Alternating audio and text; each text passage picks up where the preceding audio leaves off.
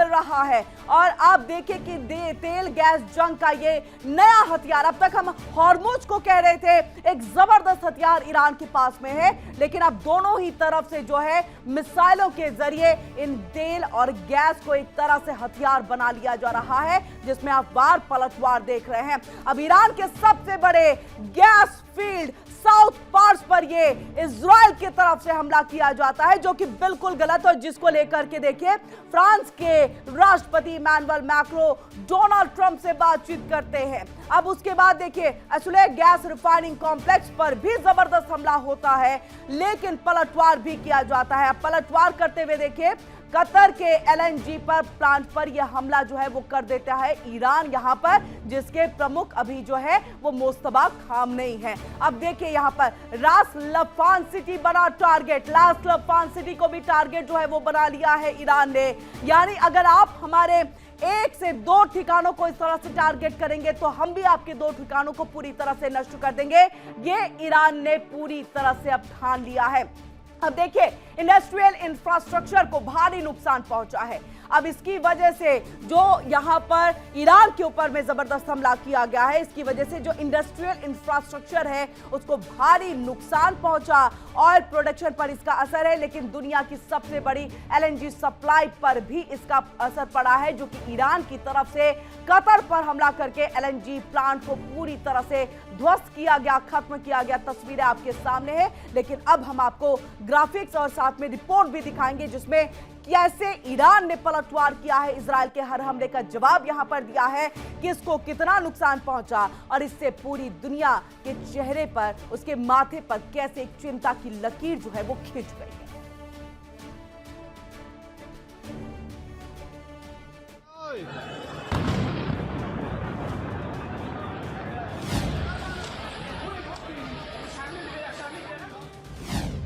Energy war, Iran का पलटवार, सीधा एनर्जी पर प्रहार।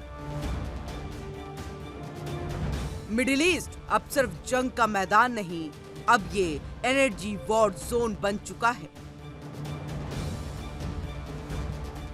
अमेरिका और इजराइल ने ईरान के सबसे बड़े गैस हब साउथ पार्स और उससे जुड़े असुल्ला प्राकृतिक गैस रिफाइनिंग कॉम्प्लेक्स पर हमला कर दिया, और फिर ईरान ने दिखा दिया अब वार बराबरी का होगा।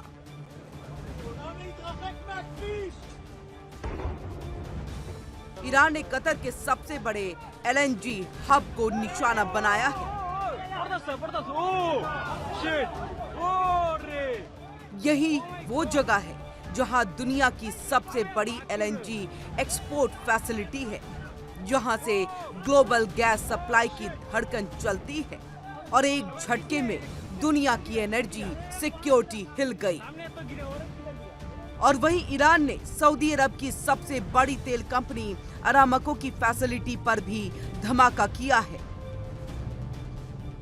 ईरान ने धमकी दी अगला निशाना हो सकता है सऊदी अरब।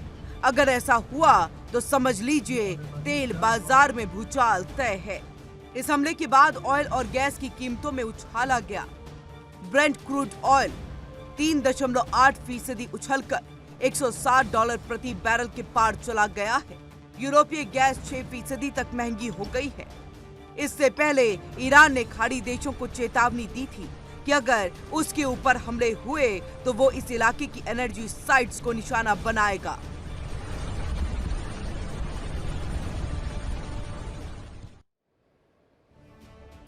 तो देखिए किस तरह से मिडिल ईस्ट में एनर्जी वॉर जो है वो छिड़ चुका है। इजराइल यूएस का वार हो रहा है, लेकिन ईरान भी पलटवार यहां पर करते हुए, कहां कैसे क्या पलटवार वो भी हम आपको दिखाते हैं। और आइए देखिए एक तरह से ये 2 तस्वीरें आपके सामने में हैं। आप देखिए कि किस तरह से साउथ पर्स पर ये हमला, ये ईरान की, आप जो पहली तस्वीर देख पा रहे हैं ये ईरान की तस्वीर है। ईरान के साउथ पार्स पर यह हमला जो है वो किया गया, यहां पर मिसाइल अटैक किया गया इजराइल और यूएस की तरफ से, लेकिन उसी पर ईरान की तरफ से पलटवार कर दिया गया कि आप हमारे साउथ पार्स पर अगर हमला करेंगे, आप अगर हमारे एनर्जी को यहां पर ध्वस्त करने की कोशिश करेंगे, उसके प्लांट को यहां पर खत्म करने की कोशिश करेंगे, तो हम कतर पर हमला कर देंगे। और हम कतर पर यहां पर हमला करते हुए आप देख सकते हैं कि किस तरह से वहां के एलएनजी गैस फील्ड पर मिसाइल को ईरान ने दाग दिया। कतर के रास लफान गैस फील्ड पर यह हमला हुआ है। रियाद में रिफाइनरी पर मिसाइल से यह हमला हुआ और ऐसे में देखिए इजराइल के हमलों पर ईरान का यह पलटवार है।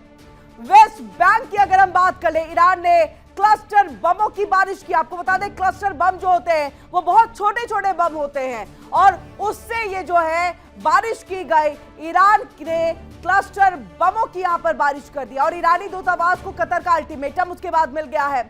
यानी कि ईरानी दूतावास पर अब भड़क गए हैं कतर के लोग। वहां के कतर को जो है कतर ने अल्टीमेटम यहां पर ईरानी दूतावास को दे दिया है, क्योंकि ये एलएनजी पर हमला होना बहुत बहुत बड़ी बात है इस युद्ध में। अगर ऐसा हुआ कि वो अगर पूरी तरह से नष्ट हो जाए, आप समझिए पूरी दुनिया किस तरह से गैस और तेल की कीमतों और उसके साथ साथ जो किल्लत है उससे जूझते हुए जो है वो दिखाई देगी।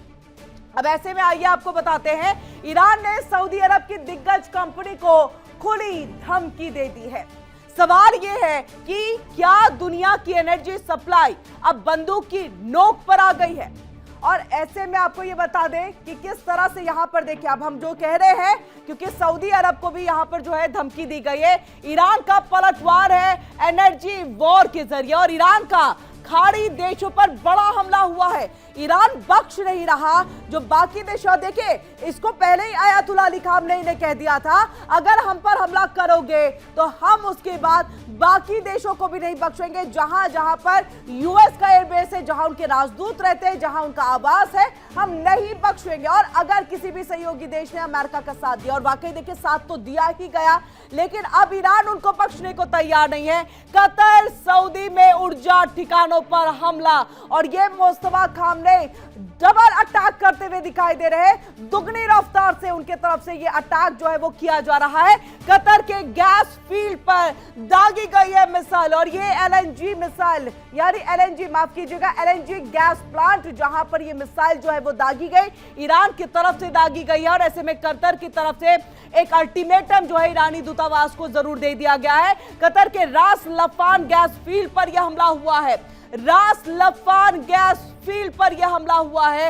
रियाद में रिफाइनरी पर मिसाइल से यह हमला जो है वो किया गया है। आप समझिए किस तरह से अब ये पूरा वॉर जो है वो एनर्जी की तरफ होता हुआ दिखाई दे रहा है, एनर्जी वॉर की तरफ में बढ़ता दिखाई दे रहा है। आज हम इसी बात को जो है अपने इस खास शो वर्ल्ड वॉर में जो है दिखाने और समझाने की आपको कोशिश कर रहे हैं कि अब मिसाइलों से सिर्फ बात नहीं हो रही है या मिसाइलों से एक दूसरे को दबाने की कोशिश नहीं, बल्कि अब सीधे सीधे हम तुम्हारी आर्थिक स्थिति को जो है वो जड़ से उखाड़ देंगे, उसको खत्म कर देंगे, उसको नुकसान पहुंचाएंगे। अब तैयारी इसकी हो रही है, जिसकी शुरुआत इजराइल और अमेरिका की तरफ से की गई है। अगर इजराइल और अमेरिका ने साउथ पार्स पर हमला नहीं किया गया होता तो संभवतः आज एलएनजी का जो ये गैस प्लांट है उस पर भी ईरान हमला नहीं करता। लेकिन अब देखिए वेस्ट बैंक पर ईरान ने क्लस्टर बमों की जो है वो बारिश कर दी और ये जबरदस्त जो है क्लस्टर बमों से बारिश की है। क्लस्टर बम, बैलिस्टिक मिसाइलें अगर हम साइज में देखें तो बड़े, लेकिन क्लस्टर छोटे छोटे जो है बम होते हैं। और आपने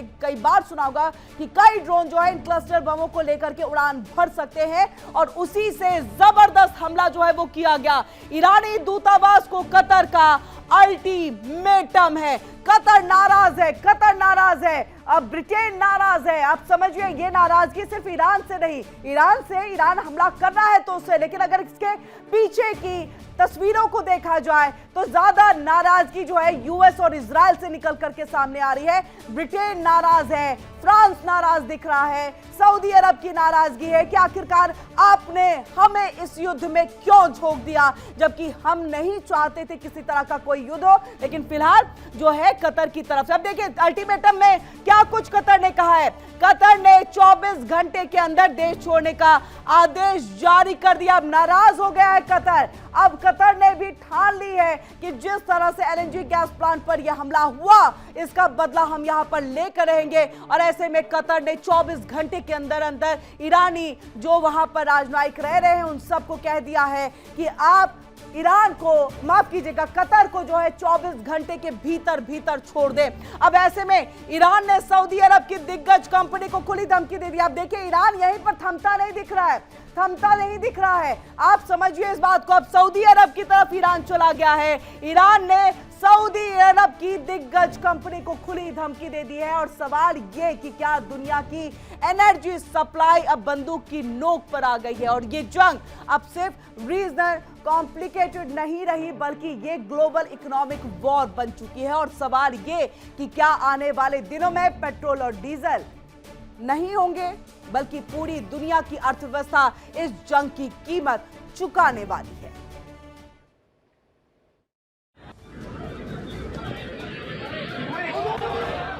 रास लफान वो जगह है जहां दुनिया की सबसे बड़ी एलएनजी एक्सपोर्ट फैसिलिटी है। ये वही कॉम्प्लेक्स है जिसे ईरान ने अपनी लिस्ट में शामिल किया था और अब टारगेट सिर्फ मिसाइल बेस या न्यूक्लियर साइट नहीं बल्कि gas field, oil refinery, LNG terminal यानी दुश्मन की आर्थिक सांस पर हमला।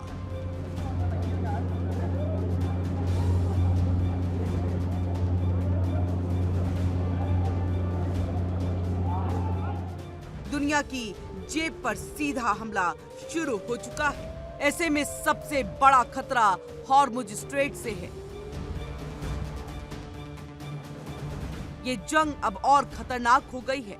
हॉर्मुज स्ट्रेट से शिपमेंट बंद होने का खतरा बढ़ गया है। इससे सिर्फ सप्लाई ही नहीं रुकेगी बल्कि फ्यूचर प्रोडक्शन पर भी संकट आ सकता है क्योंकि इंफ्रास्ट्रक्चर को नुकसान पहुंचा है और अब तक ईरान की अपनी एनर्जी इंडस्ट्री इस जंग में बची हुई है।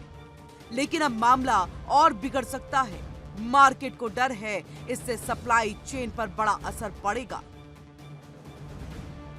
अब तक ईरान की एनर्जी इंडस्ट्री सुरक्षित थी लेकिन अब तो मारो और हम मारेंगे का खुला खेल शुरू हो चुका है।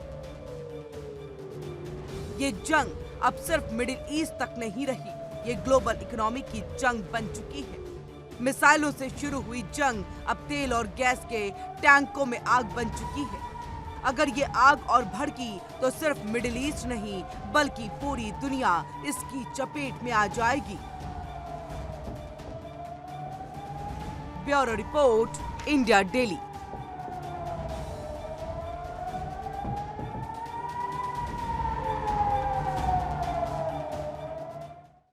देखिए इंडिया डेली 24/7 अब आपके स्मार्ट टीवी पर। इंडिया डेली मौजूद है सभी डिजिटल प्लेटफॉर्म पर लाइव और लगातार। इंडिया डेली 24/7 हर दिन राष्ट्र को समर्पित।